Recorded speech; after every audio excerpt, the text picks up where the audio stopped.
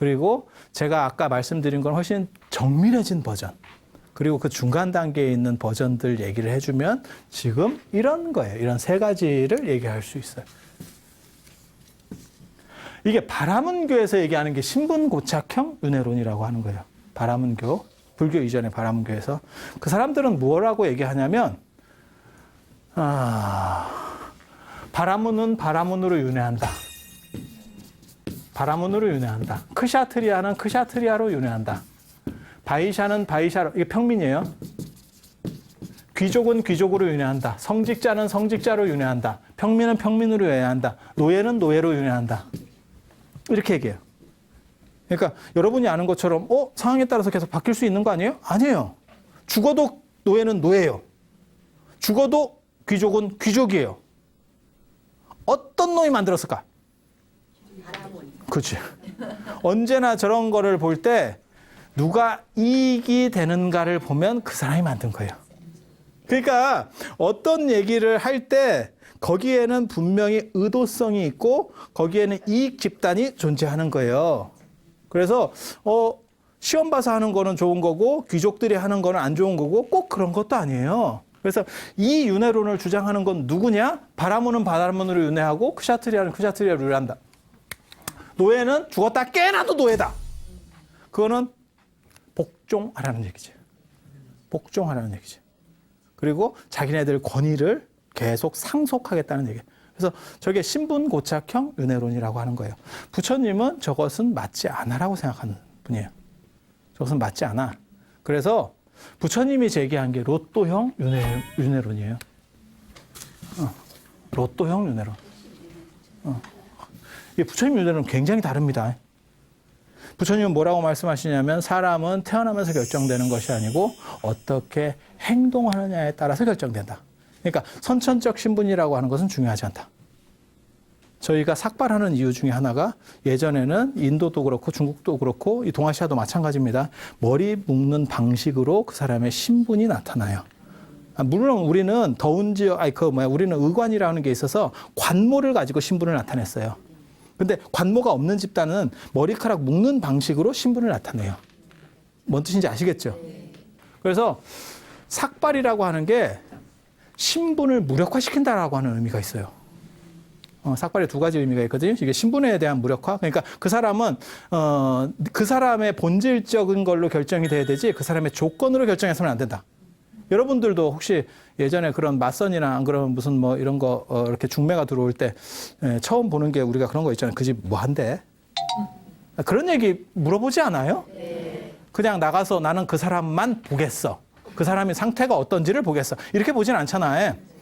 그 사람이 조건이 굉장히 좋고 집안이 굉장히 훌륭하대. 그럼 나가서 밥 먹는 게 좀 복달아나게 먹어도 저런 식으로 해도 복이 있는가 봐. 이렇게 보고.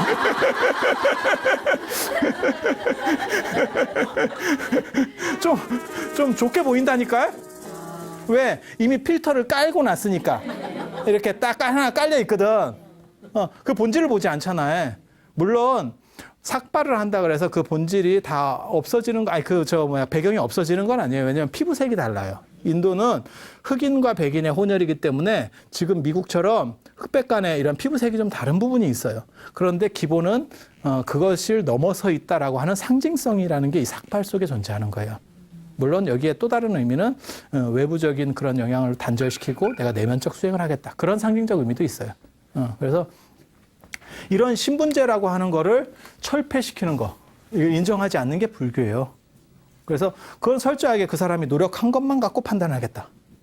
굉장히 지금 봐도 합리적이죠. 합리적이죠. 그리고 나중에 이제 문제가 나오는 게 이제 여성까지도 포괄하는, 남성뿐만이 아니고 여성까지도 포괄하는 그건 굉장한 타격. 불교가 다른 종교하고 달리 당신이 얘기할 때 최고다라고 말할 수 있는 거 객관적으로 대부분 모든 종교는 다 주관적으로 얘기해요. 그래서 우리 게 최고예요라고 말하는데 불교가 세계 종교 중에서 이 부분은 객관적으로도 최고야라고 하는 건 저는 여성에 대한 인정이라고 생각을 하거든요. 그래서 불교의 윤회는 로또식 윤회론이에요. 로또라고 하는 것은 앞에 번호가 13번, 13번, 13번, 13번이 나왔다 그래서 이게 13번이 나온다는 보장이 없어요. 계속 바뀌는 거죠. 공이 계속 돌아가면서. 그렇지 않아요?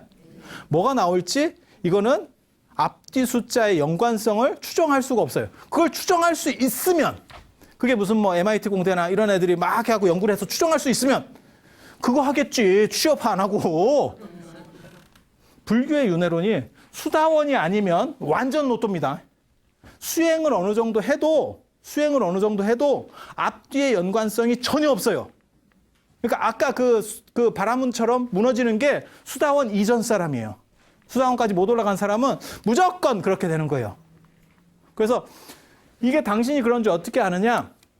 부처님의 본생담을 보면 그게 전생 이야기거든요. 서로 연결성이 없어요. 이렇게 연결돼서 가는 게 아니에요. 완전히 바뀌어요.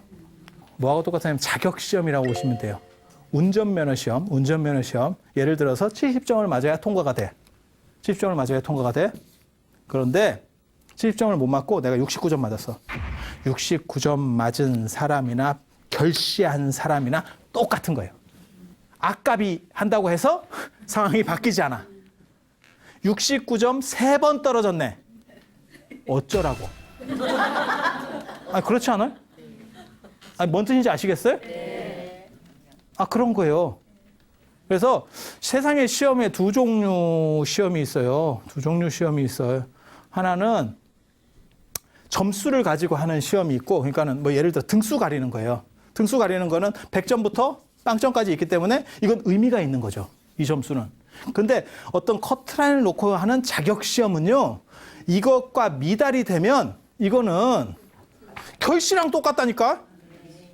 불교는 그렇게 얘기하는 거예요. 그래서 윤회론을 생각할 때 잘 모르시는 분들이 뭐라고 생각을 하냐면, 깃털같이 많은 세상 오늘 못하면 내일 하지. 제가 제일 싫어하는 말이 그 무상계, 서산대사가 하신 그 무상계에 나오는 내세득작불. 다음 생에 부처가 된 그런 정신 자세는 불교가 아닙니다. 지금 당장 머리에 붙은 불을 끄듯이. 혹시 그 비유 아세요? 그런 얘기 들어보셨어요? 저는 그게 무슨 비유인지 잘 몰랐는데, 예전에 4월 초파일 날 저녁에 이렇게 불 붙이는 거 있잖아요. 그렇게 하고 제등행렬하고 이런 거 하는데 그때 그 비유를 알았잖아. 이런 파마머리에 뒷사람 머리 불 붙으니까 이게 확 올라가더만. 이게 진짜. 이게 무슨 이거 화상을 입는 건 아니에요. 근데 훅 탄다, 진짜. 의심나면 한번 해보세요. 이렇게 딱 당기면 몰라, 단발머리 이렇게 딱 붙이는 건 내가 잘 모르겠는데 파마머리 이렇게 성근 거는 있잖아요. 공기가 많이 들어가니까 한번 이렇게 촛불 붙으면 훅 들어간다. 그래갖고 이렇게 팍 쳐서 꺼도 이게 연구가 되더라고. 연구가 되더라고.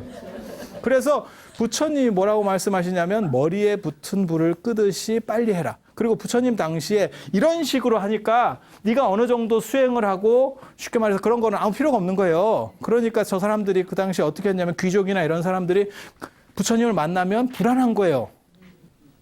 계속 산다는 보장도 없는 상황에서 내가 지금 결정성이 없는 거야. 그럼 그 다음에 어떻게 될지 몰라. 이걸 유지한다는 보장이 없는 거예요. 지금 내 위치를.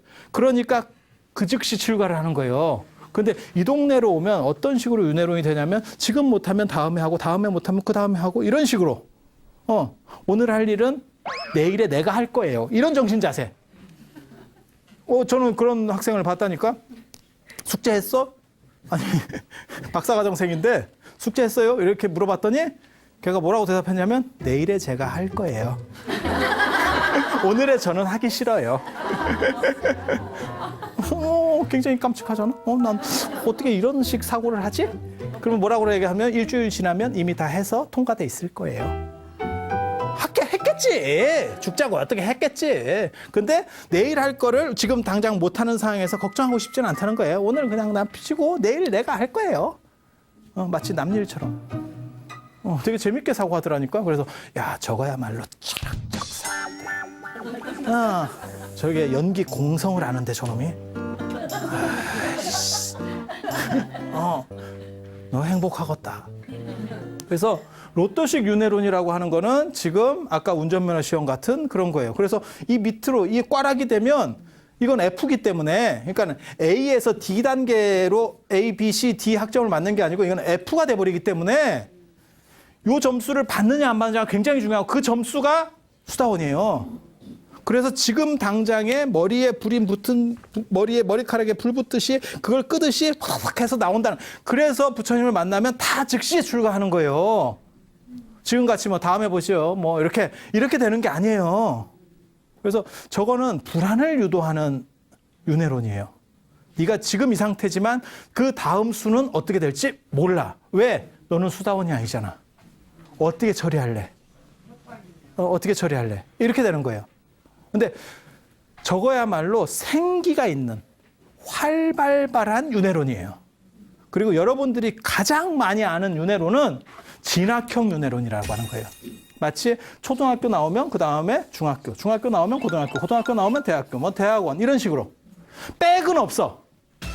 초등학교를 나오면 이게 지금 여러분들이 강호동이 TV 같은 데 나와가지고 구구단을 외자할 때 구구단 틀릴 때 에이 저것도 못하나? 라고 하지만 여러분도 잘 안 돼요. 특히 뭐 이렇게 카메라 돌고 있고 이러면 잘 안 나옵니다. 아니 진짜.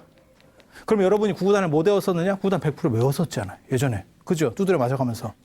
다 외웠지만 지금은 못 외우는 거잖아요. 아니 그렇지 않아요? 그러면 여러분들 학력을 초등학교 중퇴로 깎아야 되나? 그런 건 아니죠. 백은 없는 거야. 이건 뭐냐면 안전장치가 있는 거예요. 그러니까 무조건 초등학교를 졸업하면 다시 반복할 필요는 없어. 백은 없어. 계속 앞으로만 가는 거야. 이게 이거에 비해서 훨씬 안전하지. 근데 안전하지만 느슨해요. 실제로 이 윤회론 때문에 불안한 사람들이 만들어내는 게 뭐가 있냐면 극락은 불퇴전이라고 하는 거예요. 극락에 가면 뒤로 물러나지 않는다는 거예요. 백이 없다는 거예요. 어느 정도만 앞으로만 나아가는 속도의 차이만 있을 뿐이지 뒤로 마이클 잭슨처럼 문워크를 하진 않는다는 거예요. 누가 만들었느냐? 블라바스키라고 하는 1800년대 신지학회에서 만든 거예요. 그거 인도 것도 아닙니다. 유럽 사람이 만든 겁니다. 저게 인도학에 관심이 있었던. 그러니까 여러분들이 알고 있는 윤회론은 실제로는 좀 엉뚱한 걸 알고 있는 거예요. 그래서 윤회의 기본 법칙이라고 하는 거는 제가 맨 처음에 말씀드린 유유상종의 법칙이 작용하는 거고, 그 다음에 실제로 윤회론은 시험처럼, 마치 자격 시험처럼 로또식으로 움직이는 거예요. 그래서 이런 식 사고를 했을 때 가장 자기가 존재하는 그 현실 안에서 최선의 노력을 하게 돼요. 그리고 저렇게 되면 사람이 끊임없이 자기가 불안을 초래하기 때문에 앞으로 계속 나아갈 수밖에 없어요. 발전하는 상황이 연출된다니까요. 안정적이면 사람이 발전하지 않습니다. 그래서 붓다가 행동하시는 거나 안 그러면 그 당시에 폭발적 인기를 모았던 이유 중에 하나가 뭐냐면, 귀족이나 돈 있는 사람 대부분 부처님 제자들 보면 있는 사람들이 없는 사람보다 있는 사람이 더 많이 출가하거든요. 왜? 있는 사람이 자신의 현실적인 이러한 고통으로부터 좀 벗어나 있어요. 그러니까 뭐 물질적 고통이나 이런 거 벗어나 있기 때문에 정신적으로 생각할 수 있는 게 훨씬 더 열려 있거든요. 그러니까 고통의 강도를 좀 더 크게 느낄 수 있다고. 제가 그런 얘기 해드렸잖아요. 눈이 밝은 사람일수록 지저분할 때 고통의 강도가 더 커진다고. 눈이 침침한 사람은 이게 좀 먼지가 있어도 고통의 강도를 못 느껴요. 깨끗한 줄 아니까. 아니 그런 거예요. 딱 그런 거예요. 그래서 그런 사람들이 왜 재산도 많고 이런데도 계속 출가하고 있느냐? 저렇게 불안함에 대한 가중을 주는 거예요. 그래서 윤회론을 부처님이 100% 수용을 했는지에 대해서는 잘 모르겠어요. 그건 철학적으로 아직도 불교학적으로 아직도 논점이에요. 그러니까 그게 방편으로 수용했느냐? 안 그러면 진짜 부처님이 100% 그것을 믿어서 받아들였느냐에 대해서는 생각에 대해서 두 가지가 있어요. 지금 학자들 간에 두 가지가 있어요. 왜? 불교는 윤회를 긍정하는 게 아니고 결국 열반이라고 하는 윤회를 벗어난 걸 얘기하는 거기 때문에 윤회가 확실하면 열반이 불가능해요. 그러니까 윤회를 깨는 게 목적인 거기 때문에 윤회를 어느 정도까지 인정했느냐는 아직도 논점으로 남아있어. 하지만 부처님이 윤회를 수용하는 방식은 분명해. 그거는 그 사람들이 안정하지 말고 너네는 끊임없이 불안한 상황이야. 그러니까 그것에서 살고 싶고 벗어나고 싶으면 계속 움직여라고 하는 말을 하시는 거예요. 그래서 윤회론이 하나의 버전이 아니고 여러 다양한 시대들의 버전들이 있고 그것들의 차이들, 그런 것들을 이해하면 사실 불교가 훨씬 잘 보입니다. 그리고 오늘날처럼 잘못 이해하고 있으면 사람들이 자꾸 퍼지게 되는 거고, 부처님 당시에는 윤회론에 대한 생각들이 달랐기 때문에 사람들이 계속 활력 있게 움직이는 그런 상황들이 전개되고 있었다는 점을 말씀드리면서 오늘 윤회론 이야기를 끝으로, 그래서 다음 시간에 더 진기하고 흥미로운 이야기로 다시 여러분들을 찾아뵙도록 하겠습니다. 자, 들어주셔서 감사합니다.